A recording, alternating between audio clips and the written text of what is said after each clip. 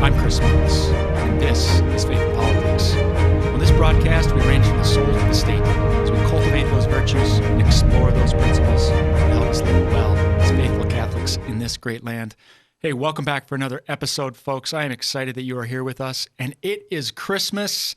As you are listening to this episode, we are in the Christmas season when it's airing. Actually, recording it before we go on Christmas break here, but we finally made it. And if you're watching us on YouTube, we've got a YouTube channel now. You can go check it out. You will see that the tinsel is strewn, the tree is trimmed, and the studio is looking great here. So we've got a topic today as we're coming up on another legislative session beginning on January 11th. In South Dakota. Wanted to return to a topic that I know has just been on a lot of people's minds in the last year or so. We did a podcast on vaccines.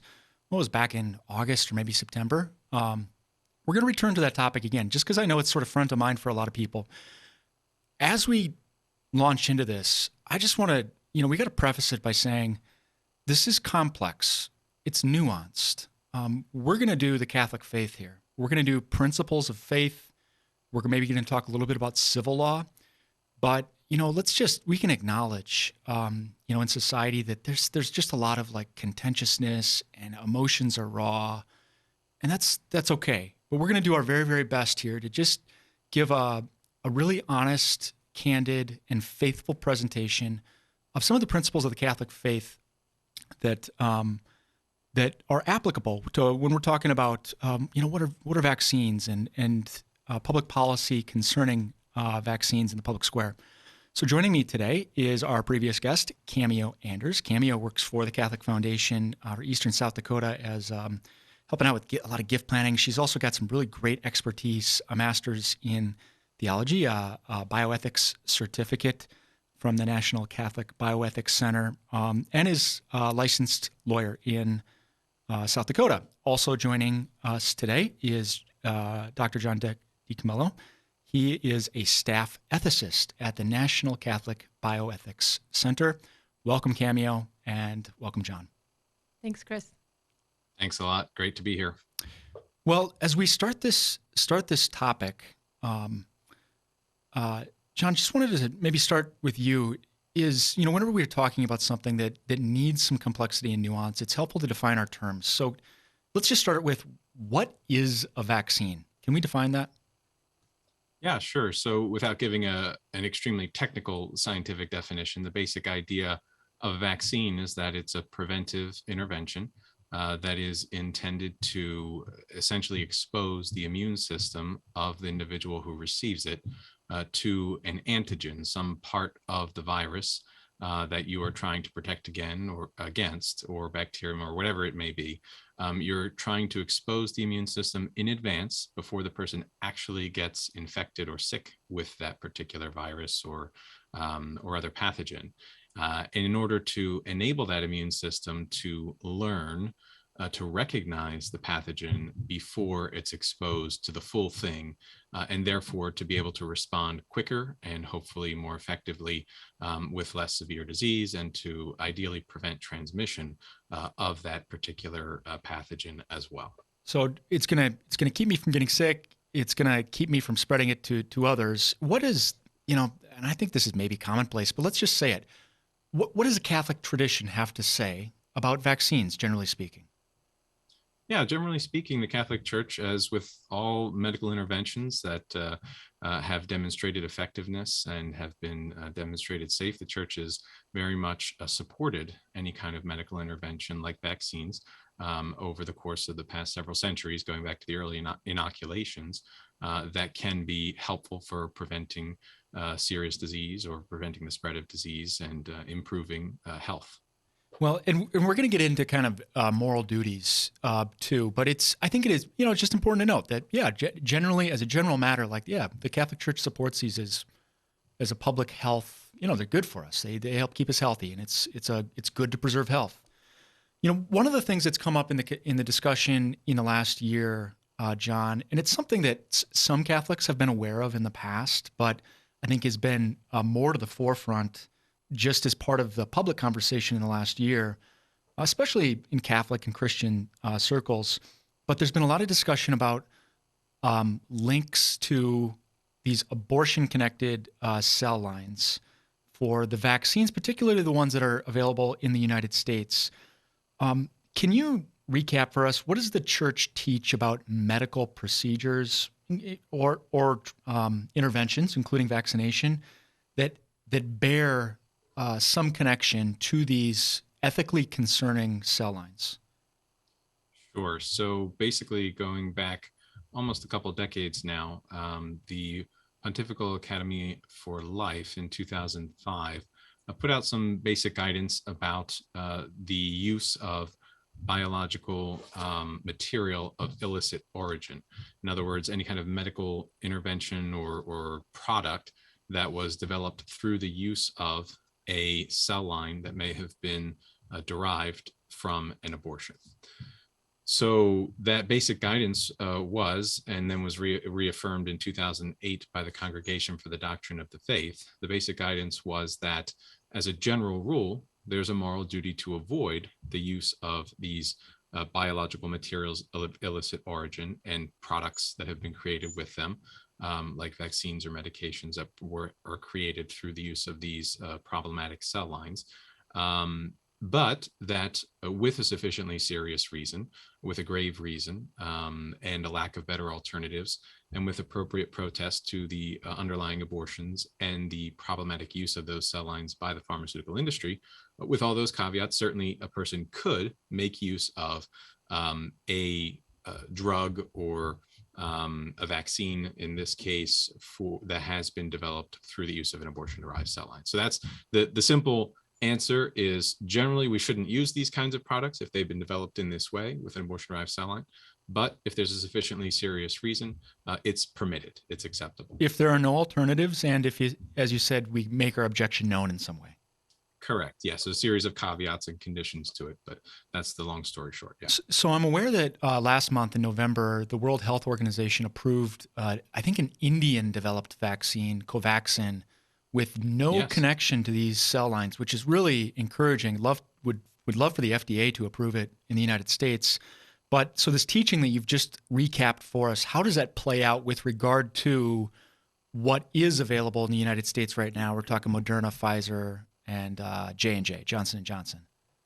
Sure. So basically, the current 3 vaccines that are available in the United States, all of them have, in one way or another, used an abortion-derived cell line as part of their development, manufacture, or testing.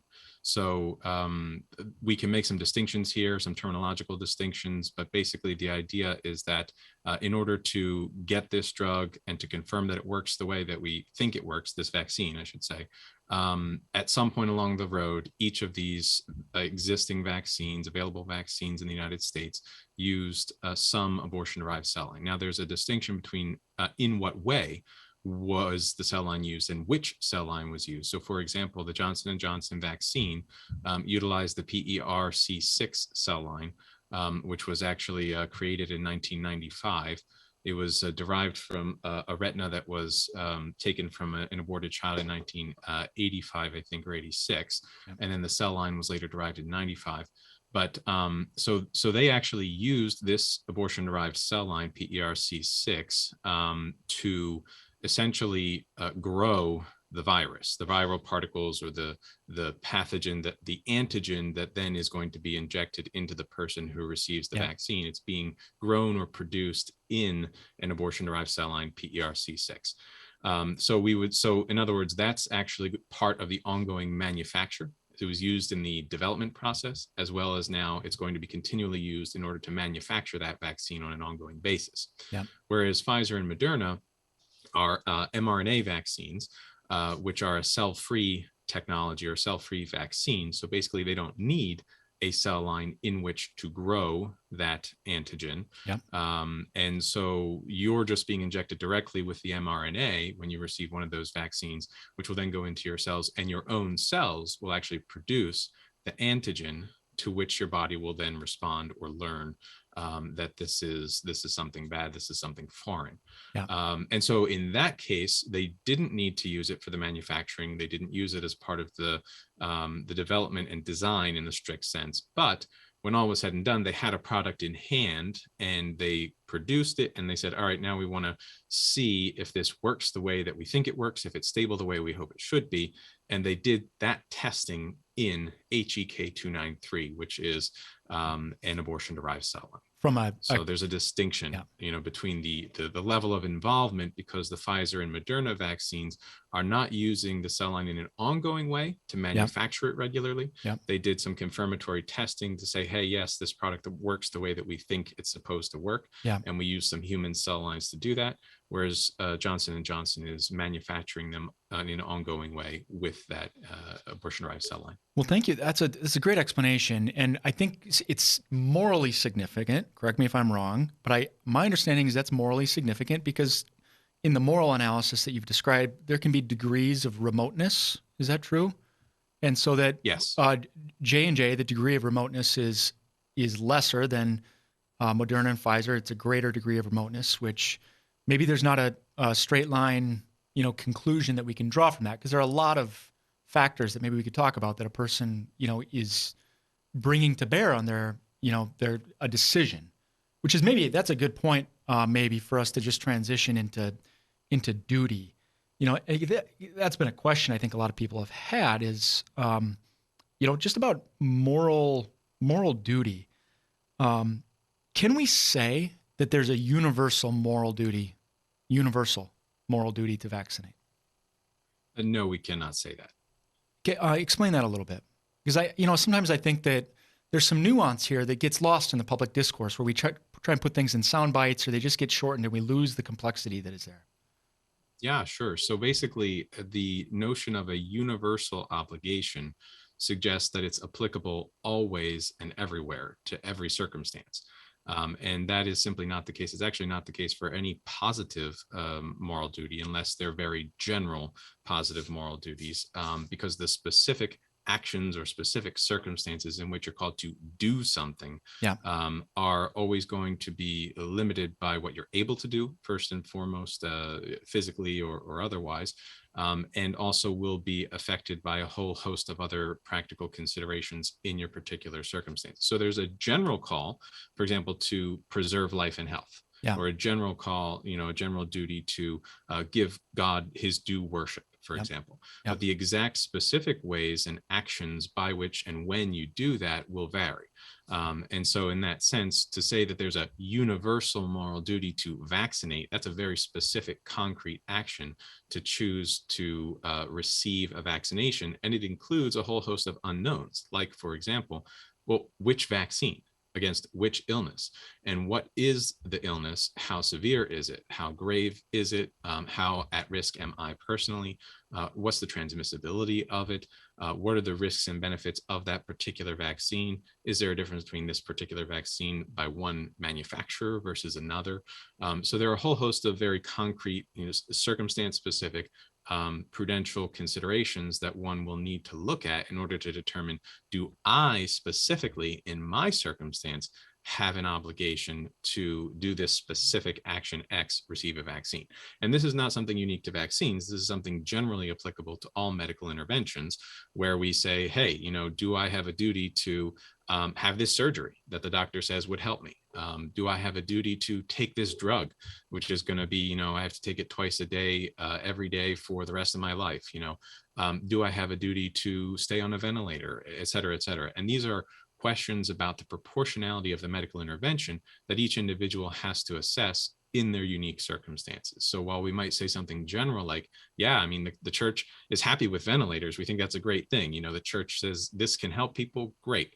But that doesn't mean that in my specific case, I'm always going to need a ventilator, or that it's even the right thing for me to choose or agree to, depending on all of the details of my medical circumstance, and not just medical facts, but also considerations about the holistic good of the person, including the spiritual well-being, emotional and psychological aspects of the well-being of the person. So it's a more complex picture. Yeah. So, and it seems to me that the virtue that is really needed to kind of cut through all this stuff, with all these complex factors and decision points, is just the virtue of prudence. Is that a fair? That's right. Yeah.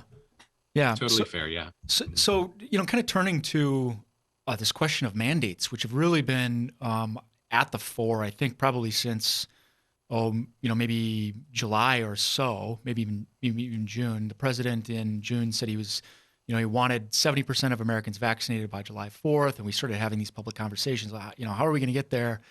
So mandates, so-called mandates, they can take the form of, maybe the federal government telling federal contractors and military or hospitals that are receiving Medicare, Medicaid dollars. It could be in some cities that we're seeing what they call vaccine passports.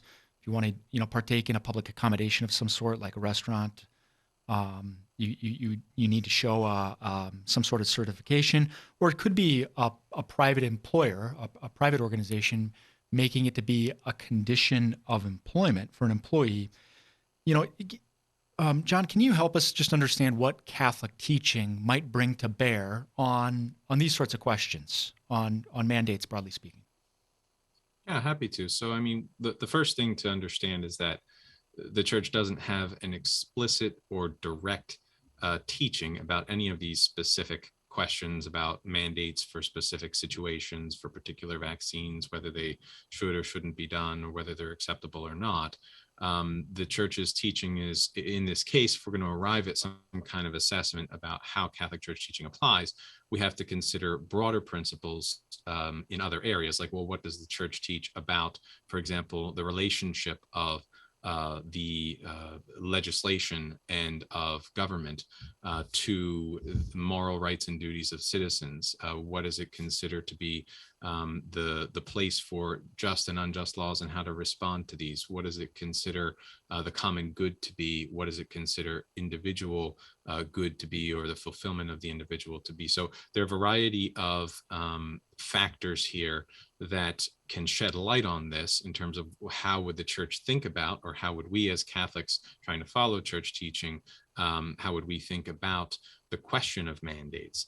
And so I would say the biggest question is going to be, to what extent do the mandates serve the common good, especially when we're talking about these mandates are generally coming from, I mean, you mentioned private employers, it could be the state, could be the federal government, but in any case, you have someone who's in authority, essentially, and responsible for those under that authority, the citizens or the employees, and saying, I want to do something that is going to serve the well-being of these individuals, that's going to protect us as a group, as a community. And that can be the only, let's say, reasonable logic under which the church might say, hey, yeah, that makes sense. You are concerned rightly with what you're charged with, which is the welfare of the people under your charge, under your care. Yeah. And so that's where the notion of mandate is basically coming from, is the idea that, hey, we, maybe the state or the employer thinks that this is going to be something good for the group we want to serve. And we think it's so good and so important that we're going to make it a requirement. We're going to make it a rule or a law that you have to follow under some punishment or penalty if you don't.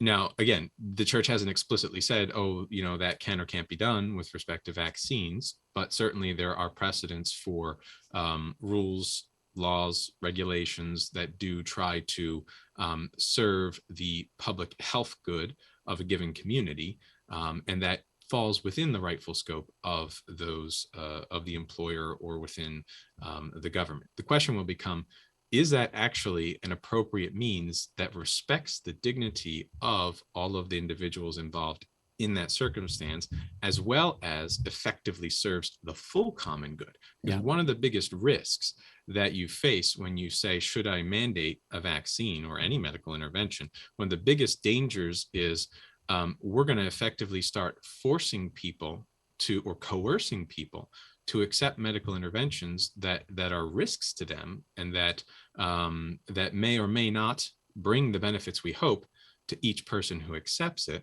And now we're getting into this situation where we may be looking at the common good, which is a rightful consideration, under a lens of a utilitarian, we want to get the best overall percentage outcome for this particular group. In other words, we start saying, hey, if everybody gets the vaccine, let's just assume for the sake of argument that this means, 90% of people will be protected from the virus in question.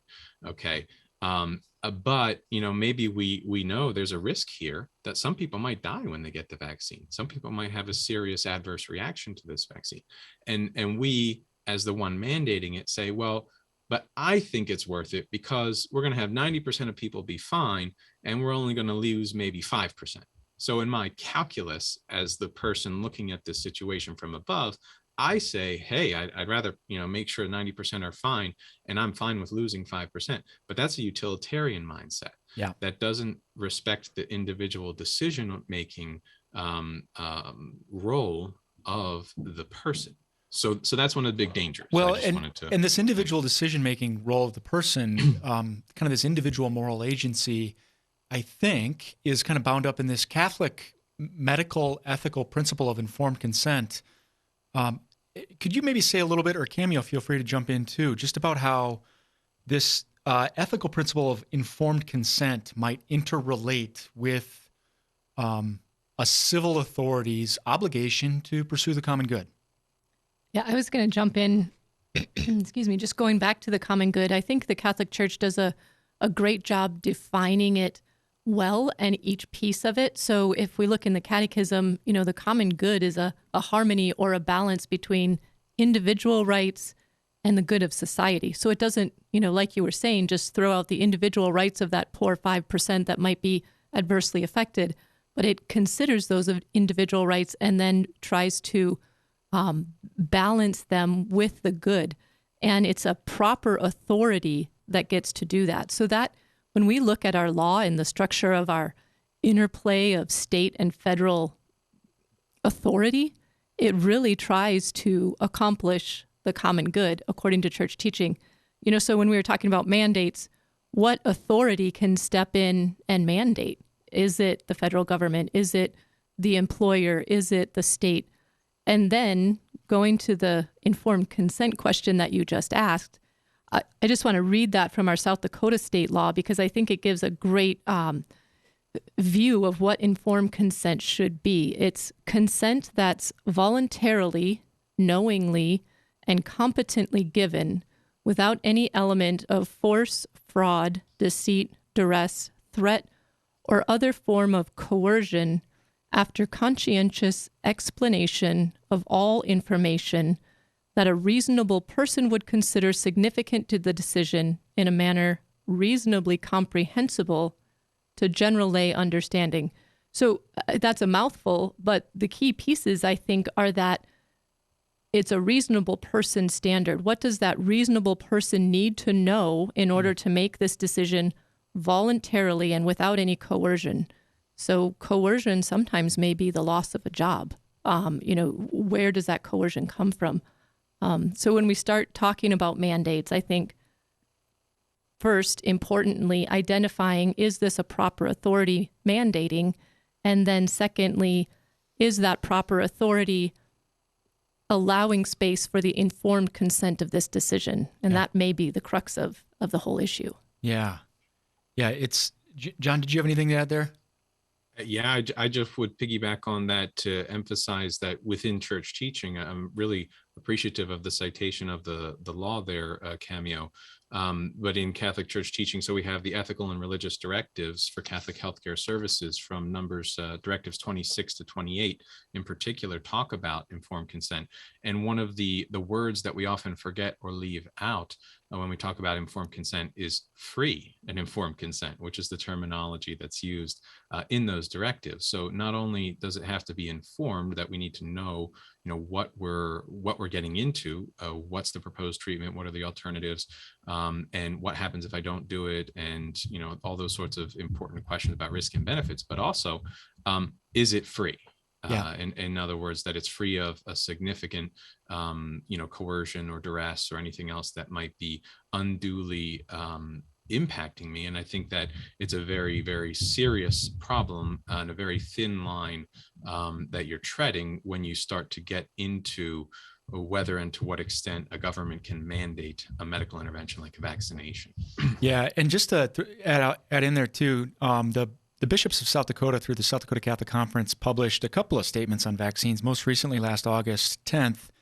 And they did cite to the ethical and religious directives when they're talking about informed consent, and they offered a concise definition of what free consent would be. And so I'm going to link to those statements in our show notes, and also link to some of the really great National Catholic Bioethics Center materials for those that want to just dig in and learn a little more. You know, as we talk about it, let's just be honest. It can be, bring the passions out, bring things to the surface, some emotions. It can be difficult to talk about mandates and exemptions, especially for somebody who's under a mandate and is not giving their free and informed consent. One of the things that comes up in discussion is, okay, is there an exemption? You know, and we very often see that in employer policies, just as a result of Title VII, just to name one example. Cameo, can you just give us an overview of like what these exemptions, might look like, and what they mean for people that would maybe want to try and claim one of them? Yeah, good question.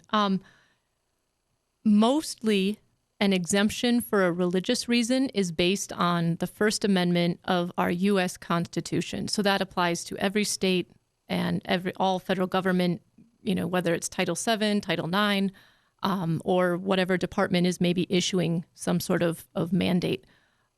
So under, going way back through the history of our country, we've had these religious freedom challenges. So with vaccines, we started in like 1906. And, does the state is it the proper authority to require vaccines from school children? And the state does have a police power that could mandate these vaccines for whatever illness might be currently threatening. But that police power was restricted.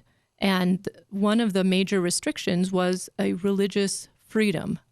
So, whether it was vaccines under the police power or even into a lot of other, fun things like smoking peyote or, different issues that have come to our Supreme Court, a religious exemption requires a super minimal threshold of, is this a sincere religious belief of the individual? And if so, they may be exempt from the law for religious reasons. Because of woven into the thread of our country is religious freedom and the First Amendment. Yeah. So, and even, just looking at like Catholic teaching, Dignitatis Humanae comes to mind. It's the Vatican Council II's document on religious freedom. It sort of assigns a limit to this principle of just public order, I think is the phrase. Is there something similar like that kind of baked into U.S. law as a sort of a limiting principle? So it's not, anything. Where does it stop? Yeah. So I don't think currently, unless it's really recent, there's a definition of religion, but it's kind of been left up to the individual. So the court has over and over again said it's not our responsibility to address the veracity of someone's religious belief. So there have been things like concerns for health that have not met that sincere religious belief test. There have been, certain other, for example, if the government has a law that's generally applicable, then maybe that could infringe on religion. But there hasn't been a targeted effort by the law to define religion. There have been some things where they say clearly, obviously not religious, but there's not a clear definition of religion. So we start to see that definition sort of bubble to the surface in things like moral, ethical, conscience. So I think we could throw that into a bucket when we're trying to define, but we don't have clear guidance. John, does the National Catholic Bioethics Center have a position on specifically religious exemptions and the COVID vaccinations that are currently available in the United States? Yes. So we put out a statement on COVID-19 vaccine mandates that goes back to July of 2021. And even before then, we had made mention of the notion of mandates all the way back in December of 2020, right when the first vaccines were about to be authorized for emergency use. And in both of those documents, we basically state, first of all, that that they should not be mandated without clear exemptions for medical, religious, and conscience reasons. So the center certainly would support the notion of religious exemptions for COVID-19 vaccines. In fact, we also put together back around that same timeframe of July 2021, a vaccine exemption resource and a vaccine exemption template to articulate Catholic Church teachings, in particular with regard to everything we've been discussing, the voluntary nature of medical interventions, proportionality of treatment, the abortion-derived cell line, and the general obligation to avoid it, and so forth, where we basically, to assist people with formulating and understanding the principle of religious basis on which a Catholic might come to the conclusion in their individual conscience that this is something that they may feel compelled to decline. And that can be an appropriate conscience judgment for a Catholic to make, which would be fully in accord with and flowing from even the Church's teachings in this area. So Cameo, kind of just returning to this question of exemptions. I know this was sort of like spookily anticipatory, but you had authored this really scholarly article before COVID that ended up being published in the National Catholic Bioethics Quarterly. When was it? Fall 2020? Yeah, I think so. But it was, it was in the works long before COVID. Can you just share with us what are some of your key takeaways from state laws and some of the court decisions that are out there when it comes to vaccine exemptions and what the government really can be digging into and the decisions that it can lawfully be making? Yeah, so the key takeaway, I think, would be first to make a distinction. There's law that addresses employees, and then there's law that addresses students, and the law that addresses students is less developed. So if we look at the law that addresses, what an employer can require of their employee, and then what an employee could claim as a religious exemption, that's where we get a lot of that guidance about sincere religious belief is the minimal threshold that they can look for. The employers do have then an alternative. They have to not assess the religiousness of the exemption that's being claimed, but they could say, well, this really, provides an undue burden.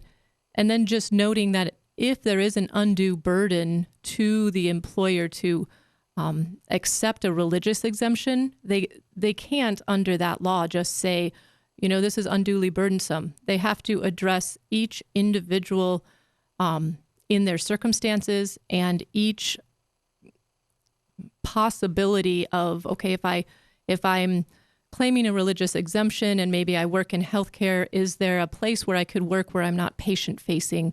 Is there a place where I could, possibly wear a mask when I'm dealing with elderly people? Or, so we have to consider every possibility of alternatives and address why each alternative is unduly burdensome. So that really puts the onus back on the employer to identify why they're saying it's unduly burdensome. So, and those would be in the category of what we might call accommodations. Correct, yeah. So going back to this question, though, of the government they can ask, or your employer, they can ask, are you sincere? But they're not supposed to be diving into like the veracity. Right. Like, are you reading your own doctrine correctly? I seem to remember from reading your article, a case of a Jewish couple and a rabbi coming in and saying, well, it's not there. What was the outcome in that? Right. So that expert testimony from the rabbi was irrelevant because it's the sincere religious belief of the Jewish couple. So even though they were Jewish, even though an expert who was the rabbi said this is not according to our tenets of the faith, the courts have consistently said, well, we are discriminating against the individual if we only acknowledge the objective tenets of each denomination, or maybe there's someone who's claiming this religious exemption and they're not part of any denomination. So it's really not, so that gets into, first I talked about the employees, second, talking about the students. We see that most often when we're talking about student exemptions claimed by parents. If a parent is claiming something that the court uses a term is a step beyond the doctrines or the tenets of the faith, even that is a religious belief, even though it's beyond the tenets or sometimes contradictory, like that Jewish case. Often, a lot of those cases are Catholics.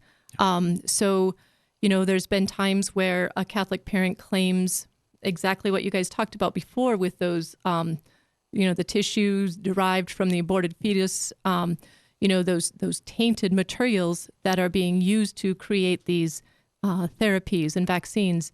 There is a religious exemption that's valid under our First Amendment to that material, regardless of what denomination that is. Courts time and time again have consistently held that as religious. So those two categories, I think it's very clear under the law, regardless of whether you're an employee or whether you're a parent claiming for a student, that you cannot test the veracity of the religious belief. And kind of just as like a big picture, how do we understand this? We don't necessarily want the government or other people validating what a person's individually, like what their faith is, right? We should be free to seek God, again, within like the limits of just public order, which it seems pretty broad to me, but there's a broad freedom there. John, as we kind of move towards the end of our conversation, I want to return to the National Catholic Bioethics Center had a really nice document back in September discussing Catholic principles of conscience, charity, and the common good. Can you maybe just share a perspective on how, during this stressful and difficult time that COVID has been for very, very many of us, how maybe some of these principles, conscience, charity, the common good, have been pitted against one another, but maybe how an authentic view would be to actually hold them up together in a way that they cooperate? Absolutely. Great question. I think it's pretty clear how they've been pitted against each other, in the sense that we're often hearing things like vaccination is an act of charity, with the suggestion that it's always an act of charity, and with the implication that if you don't do it, perhaps you're acting against charity or you're being uncharitable. And that's kind of a weaponization of charity that can be dangerous. You have also the opposition of the notion that, well, everybody should be helping to serve and protect the common good by getting the vaccine, which means that you just have to go get it, regardless of what you think and what your conscience may be calling you to do. And so that, in that sense, pitting some notion of the common good against the notion of conscience, like, well, and on the other side, you have some people saying, well, we should be able to get to decide whatever we do, period, end of story, and we don't have to think about anybody else, which is, in a sense, to say, well, the common good doesn't matter, and it's only about what I think and what I want. And that's also a problematic way of opposing, setting in opposition the notion of conscience and the notion of the common good. And using, in a sense, charity again as this being used as a weapon one way or the other. So I think that how do we get beyond that is the right question. And certainly the idea is we have to get back to a proper understanding of what conscience is and what the common good is. And so to start with common good, we have to understand that in its simplest form, the common good is God. I mean, that's actually the simplest definition in Catholic teaching of the common good. God himself. And so we have to remind ourselves that the common good is not simply, a certain percentage of people who are healthy or protected from a virus. The common good is a healthy, vibrant, spiritually sound society groups, communities of people who are in good relationship and in harmony with one another, and who are working together toward that common spiritual end of God, which the Compendium of the Social Doctrine reminds us of, that this is the common end of man, and that this must always be part of every consideration of the common good, that we have this common spiritual end in God himself, and that we're working towards that. So things that actually, this very creation of an opposition between conscience and common good is itself destructive of the common good. Yes. Anything that introduces unnecessary division, anything that introduces unnecessary attacks upon one another for differences of our assessments about medical interventions, is also unnecessary division that damages the harmony of society, that damages the spiritual relationships we have with one another, that can increase isolation and increase, this confrontational spirit, which is contrary to a true charity, where we want to go toward our brothers and sisters, not just in, well, you should get vaccinated and that's the only way that you can serve the common good, but also how about speaking to one another, engaging one another, supporting one another, vaccinated or unvaccinated, whatever the case is, but trying to sustain one another in true Christian charity and support for the fact that each individual, to respect that human dignity of the individual, we also have to respect the fact that individuals have to give proper, free, and informed consent while we're pursuing this common good and trying to improve public health, and everyone shares that goal. The question is, how do we achieve that public health good, which involves a lot of other considerations, and most importantly, how do we understand that you have to, if you're going to achieve the true common good, ultimately being God himself and union and participation in God, that means living out charity, and that means also respecting one another and respecting our decisions, and not trampling on the consciences of those who in good faith are making decisions that they have found to be in accord with the good of their selves, of their families, of their communities, and whether that's to be vaccinated or not to be vaccinated, that's an individual prudential assessment. So in charity, we can respect those prudential judgments.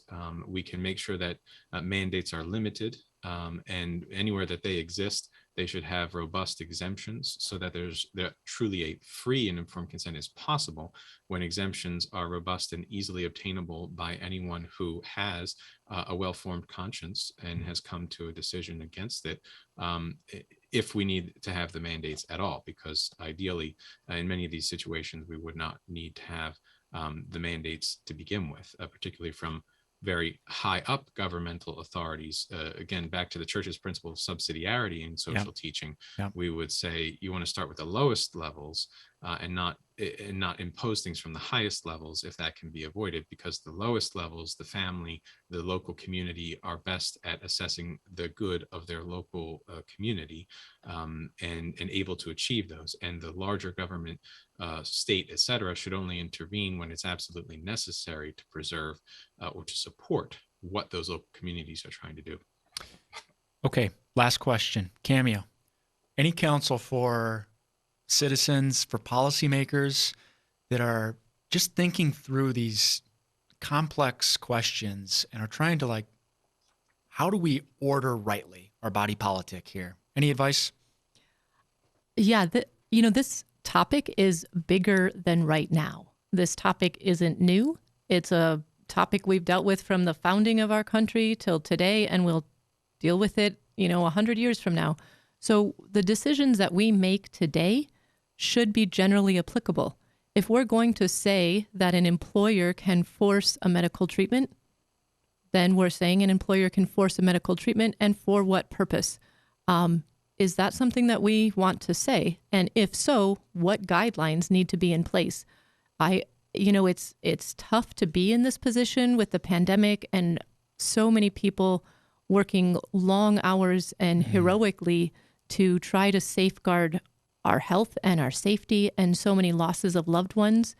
And those are important things to consider. But also, as we move forward, what generally applicable policy are we putting in place? And does it respect those important freedoms that have always been a part of who we are as the human person? Very good. Cameo Anders, Dr. John DiCamillo, thank you so much for joining us on Faith and Politics. Thanks, Chris. Great to be here. My pleasure. And thank you, as always, dear listeners, for tuning in. We love feedback. You can go to sdcatholicconference.org, click Contact Us. Let us know what you thought of today's program, and let us know what you want to hear next, good, bad, or indifferent. We'd love it if you'd share this podcast with others, especially during the legislative session. Let's get the word out. We're going to be covering bills in the month ahead, as the South Dakota Catholic Conference invariably will take positions on bills. So let's get the word out there so we can all be better, faithful citizens. Until next time, live well.